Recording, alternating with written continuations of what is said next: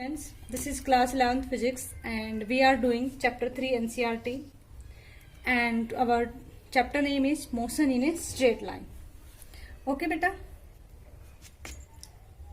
So our today's topic is equation of motion. We have to derive equation of motion by using calculus method. Okay, calculus method का use करते हुए हम equation of motions को क्या करेंगे बेटा?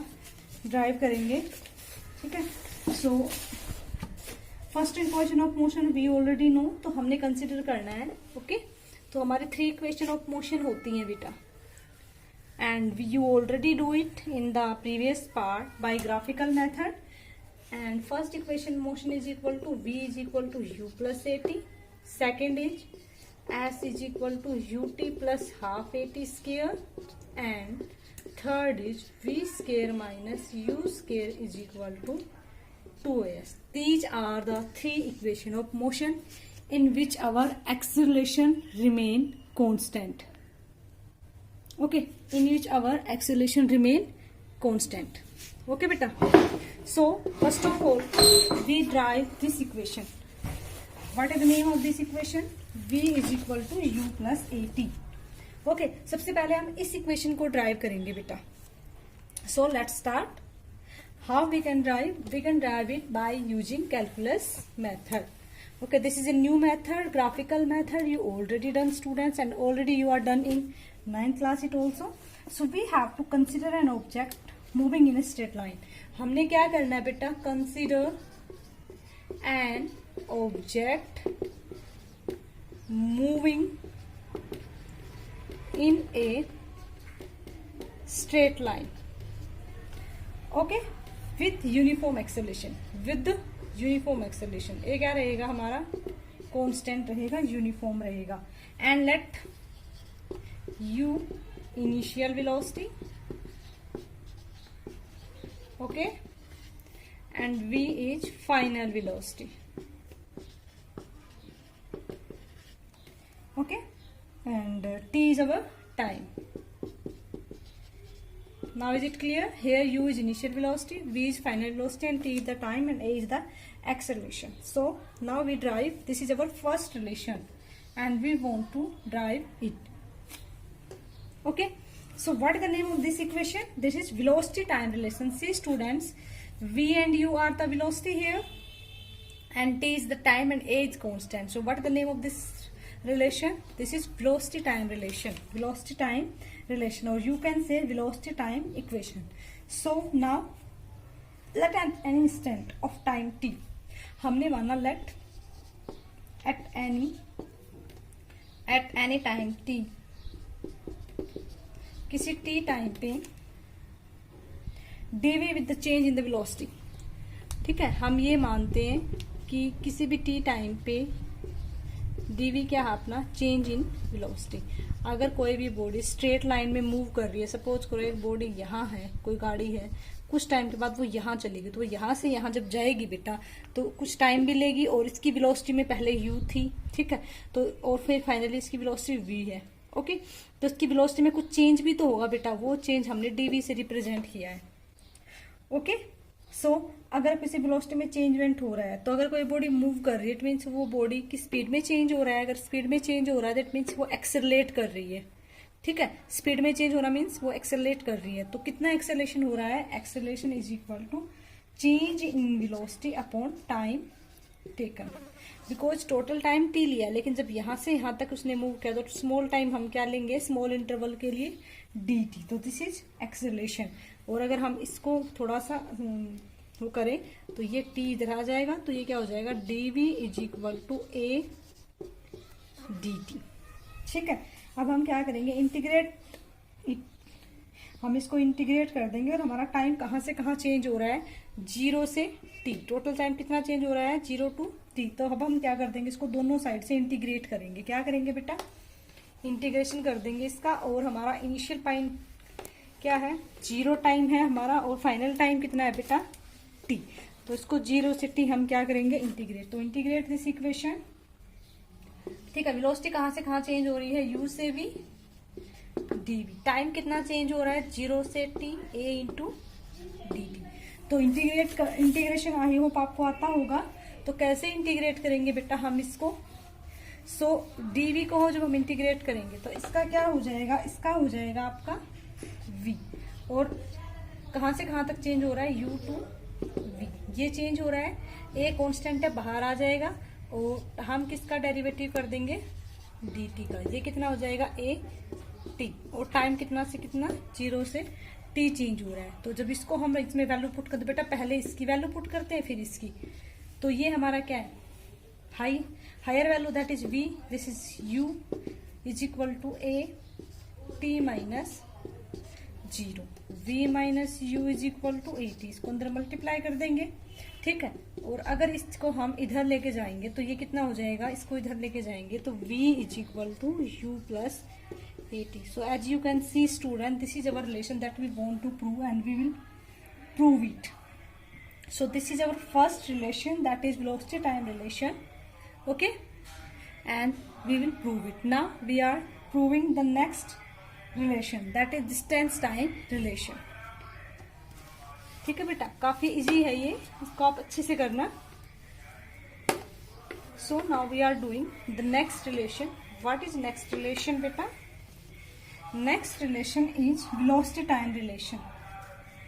Second relation is velocity time relation, and mathematically we can write it as is equal to ut plus half at square. Okay, now we prove it. Why we are saying it? Sorry beta, this is distance time relation, because you can see this is distance, s is for distance, s is for distance time relation. So now we again prove it by using calculus method. तो again we are considering an object which is moving in a straight line. फिर से हमने एक object consider करना है, ठीक है। फिर से हम क्या करेंगे? Consider an object, theoretical point चलेंगे आपके। मूविंग इन स्ट्रेट लाइन, हमने कोई ऑब्जेक्ट कंसिडर करना है जो एक स्ट्रेट लाइन में क्या कर रहा है बेटा? मूव कर रहा है, और ए क्या है बेटा? उसका एक्सेलरेशन है विच इज कांस्टेंट, ठीक है। एक्सेलरेशन क्या रहेगा आपका? कांस्टेंट रहेगा, ओके। और उसकी वेलोसिटी में जो चेंज आएगा, अगर मान लो ये बॉडी यहाँ से यहाँ मूव कर रही है तो इसमें कितना डिस्टेंस में जो चेंज आया, दिस इज dx, टाइम जो इसने लिया दैट इज dt, ठीक है। यहाँ से यहाँ तक जाने में u is the initial velocity and v is the final velocity, ठीक है। तो यहाँ से यहाँ तक जाने में जो इसकी वेलोसिटी में चेंज आया है, ओके। तो लेट एट एनी इंस्टेंट, हमने क्या माना? Let at an instant t,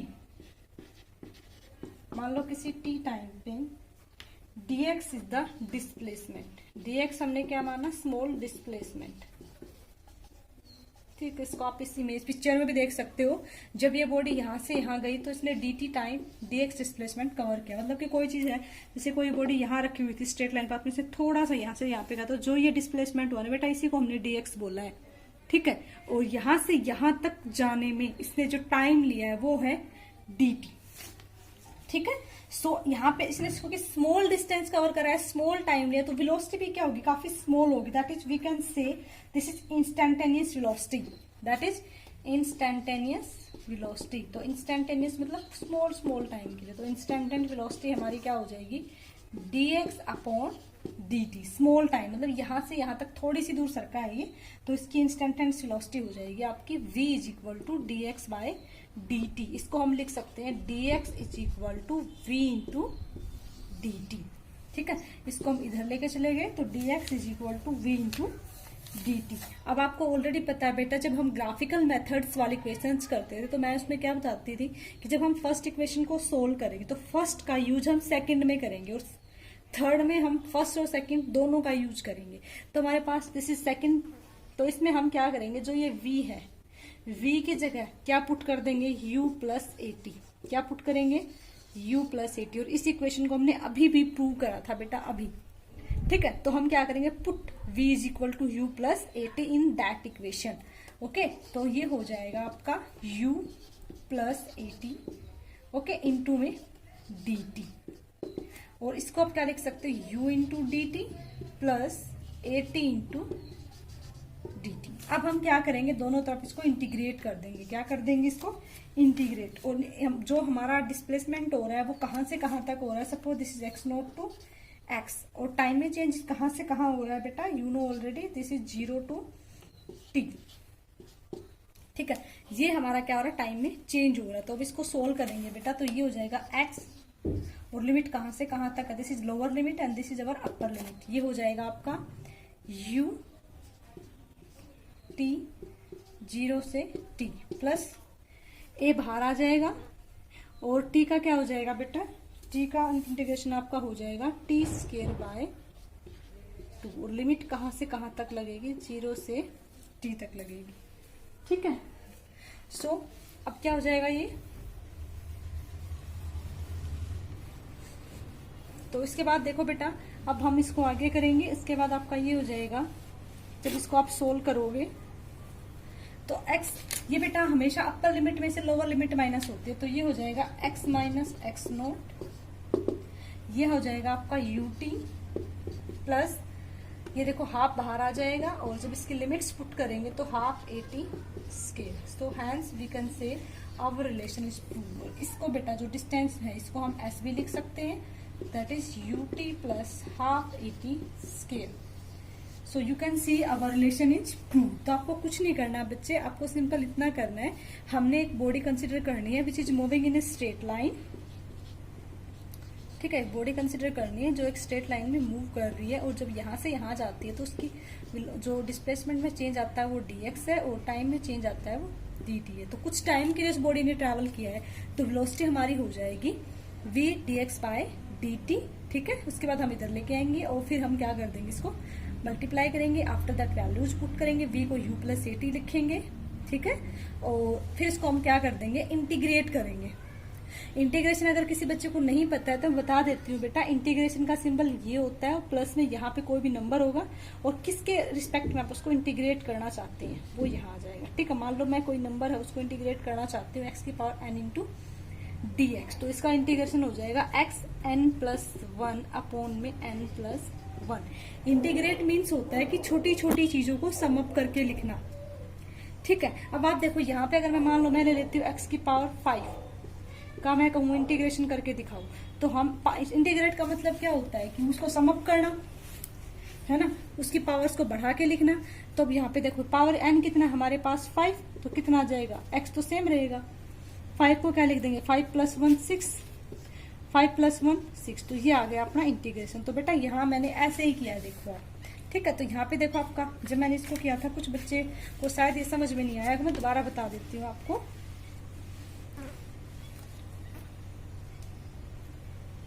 ठीक है, क्या था हमारे पास इंटीग्रेशन, हमारे पास ये था कि जब हमने ये किया था v is equal to u plus 80 बेटा, ओके, तो अपना dx is equal to u plus 80, और ये मैंने dt किया था। तो इसको मैंने कैसे सोल्व किया था मैं दोबारा बता देती हूँ। at इसका इंटीग्रेशन करना है 0 से t इंटू dt। ठीक है, तो यहाँ पे देखो बेटा t की पावर क्या है 1, t की पावर क्या है 1 है ना, तो कितना हो जाएगा 1। मैंने क्या बताया था, जब पावर हो उसमें 1 ऐड कर दो, पावर कितनी है 1, 1 में 1 ऐड किया, और इसी चीज को क्या करेंगे नीचे लिख देंगे 1 प्लस 1, कितना आ जाएगा t की पावर 2 अपॉन 2। तो इस तरीके से सोल्व होते हैं। ठीक है, अब हमारा नेक्स्ट रिलेशन है बेटा वेलोसिटी डिस्प्लेसमेंट रिलेशन। नेक्स्ट क्या है, वेलोसिटी डिस्प्लेसमेंट रिएक्शन। उसमें हमने क्या करना, टाइम को यूज बिल्कुल भी नहीं करना है। ठीक है, नेक्स्ट क्या है हमारा वेलोसिटी टाइम रिलेशन, टाइम को बिल्कुल भी यूज नहीं करना, और हम कौन सा मेथड यूज करेंगे, कैलकुलस मेथड यूज करेंगे। तो this is our third relation. What is the name of third relation, velocity displacement relation, velocity displacement relation, और यू कैन से इक्वेशन। और ये क्या होता है अपना v square minus u square is equal to 2s। तो हमें इसको प्रूव करना है बाय यूजिंग कैलकुलस मेथड। तो सेम कंडीशन हम फिर से अप्लाई करेंगे। हमने एक पार्टिकल कंसिडर किया which is moving in a straight line, which is moving in a straight line, okay, with initial velocity u and its initial velocity is u and its acceleration is a. U is what, initial velocity, a is its acceleration, okay, so हमने consider करें कि let u be the velocity of the object at position. So we know that at that condition we already know हमारा acceleration क्या होता है, that is dv by dt. जब कोई भी बॉडी यहाँ से यहाँ पे मूव करेगी तो उसकी वेलोसिटी में भी चेंज होगा और वो कुछ टाइम भी कंसिडर करेगी. अब सपोज करो यहाँ पे अपना टाइम 0 है, यहाँ पे अपना टाइम t है, तो जो चेंज हुआ उसको हम dt लिखेंगे, चेंज इन वेलोसिटी dv लिखेंगे. तो एक्सेलरेशन कितना हो गया, dv बाय dt. तो बेटा आप इसको ऐसे लिख सकते हो, dv बाय, मैंने dx से ही मल्टीप्लाई कर दिया, dx से क्या कर दिया, डिवाइड कर दिया अपॉन में dt. ठीक है, मैंने क्या किया बेटा, मैंने क्या किया, सिंपली मैंने इसको dx से मल्टीप्लाई और dx से क्या कर दिया, डिवाइड कर दिया. ठीक है, अब आपको पता है dx बाई dt क्या होता है, displacement by time, that is velocity. तो इसको क्या लिखेंगे, dv बाय dx इंटू में dv, सॉरी, तो वेलोसिटी हो गई ना, वेलोसिटी. ठीक है, अब हमें इनकी वैल्यूज फाइंड आउट करनी है. ओके, अब हम क्या करेंगे बेटा, ये इसको इधर लेके आएंगे, तो ये क्या हो जाएगा, ये हो जाएगा a dx v dv. ठीक है, अब आप ये बताओ कहाँ से क्या चेंजमेंट हो रहा है. डिस्प्लेसमेंट मान लो ये इसकी पोजीशन x है, नोट है, ये x है, इनिशियल पोजीशन मान लो x नोट, फाइनल पोजीशन मान लो x, तो हमारा चेंज इन पोजीशन कितना हो जाएगा, x माइनस x नोट. ठीक है, तो इसको आप जब इंटीग्रेट करेंगे, हम इसको इंटीग्रेट करेंगे तो कहाँ से कहाँ तक होगा, x नोट टू x. और वेलोसिटी कितने से कितना चेंज हो रही है, u से v पे चेंज हो रहा है ना, u टू v. ये हमारा किस में चेंज आ रहा है, ये हमारा वेलोसिटी में चेंज आ रहा है. ठीक है बेटा, तो ये तो बाहर आ जाएगा, इसका क्या हो जाएगा x, और ये लोअर लिमिट और ये हमारी upper limit is equal to. ठीक है, अब यहाँ पे देखो बेटा v है, v इंटू डी वी. अभी मैंने बताया था v की पावर कितनी है 1, तो कितना लिखेंगे, v स्केयर अपॉन में 2, u से v. ठीक है, अब इसको क्या लिख सकते हो, a x minus x naught is equal to v square by 2 minus u square by 2. क्योंकि इसको मैंने यहाँ पे पुट करा, इसकी जगह देखो बेटा, इसकी जगह पुट करना होता है, पहले अपर लिमिट को पुट कर दो, फिर लोअर लिमिट को पुट कर दो, फिर दोनों को क्या कर दो बेटा, सबट्रैक्ट कर दो, दोनों को क्या करो, सबट्रैक्ट कर दो. बेटा इसको जो चेंज इन डिस्प्लेसमेंट है इसको हम क्या कह सकते हैं, एक्सेलरेशन. क्या कह सकते हैं, एक्सेलरेशन कह सकते हैं बेटा. अगर हम इसको एक्सेलरेशन कहेंगे तो अब ये हमारी इक्वेशन क्या बन जाएगी बेटा, अब ये हमारी इक्वेशन बन जाएगी, अब ये हमारी इक्वेशन बन जाएगी a s is equal to v square by 2 minus u square by 2. अब देखो ये 2 एलसीएम आ जाएगा हमारा यू का यू, तो v square minus u square.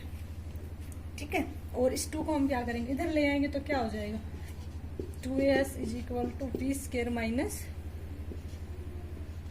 You square.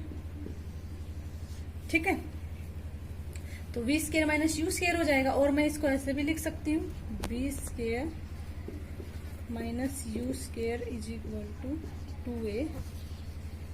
तो this is our required relation.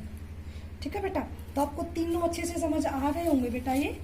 Okay, अब इसके बाद हमारा एक छोटा सा टॉपिक और है, motion of an object under free fall. एक बार मैं इसके आप पे एक दो न्यूमेरिकल और करा देती हूँ बेटा इसके भी आप पे. ठीक है, चलो एक न्यूमेरिकल कर लेते हैं. न्यूमेरिकल क्या है, ball thrown vertically. See numerical is come on your screen बेटा. ठीक है, न्यूमेरिकल को ध्यान से देखो. A ball thrown vertically upward with a speed of 19.6 meter per second from the top of the tower. It returned to the earth in 6 seconds. हमें क्या find out करना, find the height of the tower. क्या करना बेटा, हमें tower की height find out करनी है. So this is the solution students. हमने क्या करना है, vertical downward motion, taking vertical downward. हमने ये मोशन कंसिडर करा उस बॉडी का. ठीक है, from the point of projection to the ground. This is our ground. Okay, so यहाँ पे देखो बेटा क्या दे रखा है, यू कितना दे रखा है, -9.6 मीटर पर सेकेंड. ठीक है, 19.6 मीटर पर सेकेंड है. एक्सेलरेशन कितना दे रखा है बेटा, आपका एक्सेलरेशन दे रखा है 9.8 मीटर पर सेकेंड स्क्वायर. ठीक है, टाइम कितना गिवन है बेटा, 2 सेकेंड. सॉरी टाइम अपना गिवन है 6 सेकेंड, ठीक है। और हमें क्या फाइंड आउट करना है बेटा, s is our displacement and we know that हमारे पास देखो 3 इक्वेशन हमने अभी सोल्व करी, तो मैं तीनों को लिखती हूँ। v is equal to u plus a t, s is equal to u t plus half a t square, और v square minus u square 2s। अब आप बताओ हमें s फाइंड आउट करना है, तो अंडरस्टूड सी बात है, ये वाला तो लगेगा नहीं, इन दोनों में से लगेगा, बिकॉज ये दोनों ही है जहां से हम s फाइंड आउट कर सकते हैं। तो अब ध्यान से देखो हमें क्या दे रखा है, u a एंड t, तो कहाँ है हमारे पास, देखो u दोनों में है, a यहाँ पे भी है यहाँ, लेकिन t यहाँ पर है, इसमें t नहीं है, तो ये वाला भी नहीं लगेगा। इसका मतलब कौन सा रिलेशन लगेगा आपका, ये वाला रिलेशन लगेगा, ठीक है। तो अगर ये वाला रिलेशन लगेगा सो बेटा क्या हो जाएगा, ये s is equal to u t plus half a t square, ठीक है। तब हम यहाँ पे सारी वैल्यूज पुट करेंगे बेटा, तो कितना हो जाएगा, u की वैल्यू कितनी, माइनस 19.6 इंटू 6 प्लस हाफ, ठीक है। अब यहाँ पे देखो बेटा ग्राउंड की बात हो रही है, ठीक है। सो ये एक्सेलरेशन कितना है, 9.8 इंटू में 6 इंटू 6, 2 3 जा 6, ओके। और ये इसको जब हम मल्टीप्लाई करेंगे तो कितना हो जाएगा बेटा, ये 6 6 जा 36, 6 9 जा 54, 57, 11, और कितने के बाद ये माइनस प्लस, ये कितना आ जाएगा, 6 3 जा 18, और 9.8 को हम 18 से मल्टीप्लाई करें तो कितना आ जाएगा बेटा,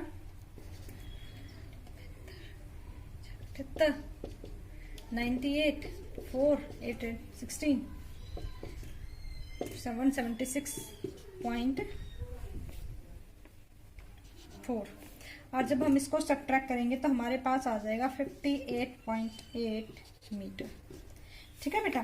तो आपको समझ आया, ओके। तो इस